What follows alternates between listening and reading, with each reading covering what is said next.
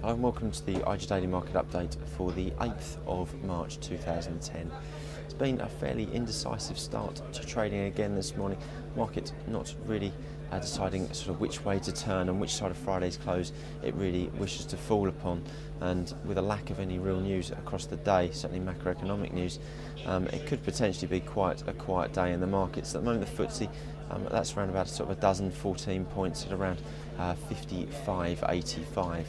This morning we have, however, seen full year results from Petrofac, the UK-based oil and services company. Saw profits rise by around about a third as the winning of new contracts over the course of the year, along with a fairly sort of bullish outlook for 2010, the year ahead, have seen the stock rise at around about 4%. Sticking with oil and NYMEX, that continues to rally and slowly claw further above the $80 per barrel mark. At the moment today, up around about $82, thanks to a weakening dollar. However, the oil refiners like BP, Shell, Tullow, they've certainly not followed suit, and they're pretty much on a par with the sort of market. Really, I think investors thinking here that they've maybe come a little too far, a little too soon over the course of this month. March alone, these stocks have rallied an awful lot and certainly outperformed the market. So yeah, as I say, investors may be thinking it's a little bit too far, too soon to add on any gains and track the movement of NYMEX today.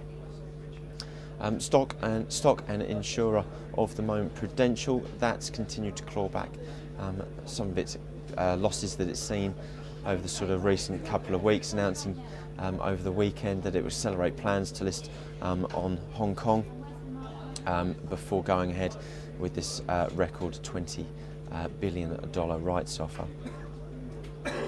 Whilst falling today, the biggest faller of the day so far, that is actually AstraZeneca, the drug maker, after its drug Recentin basically disappointed and failed to produce the sort of same results that Roche's drug Avastin sort of produced in the battle against colon cancer. So that's disappointed investors in that stock, and down around sort of 1 3/4–2% on the morning so far.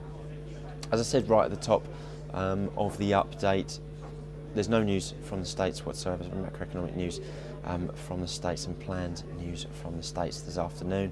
And at the moment the Dow, looks to open down around just sort of around about 10 points, so pretty flat as well, a level of around about 105.56.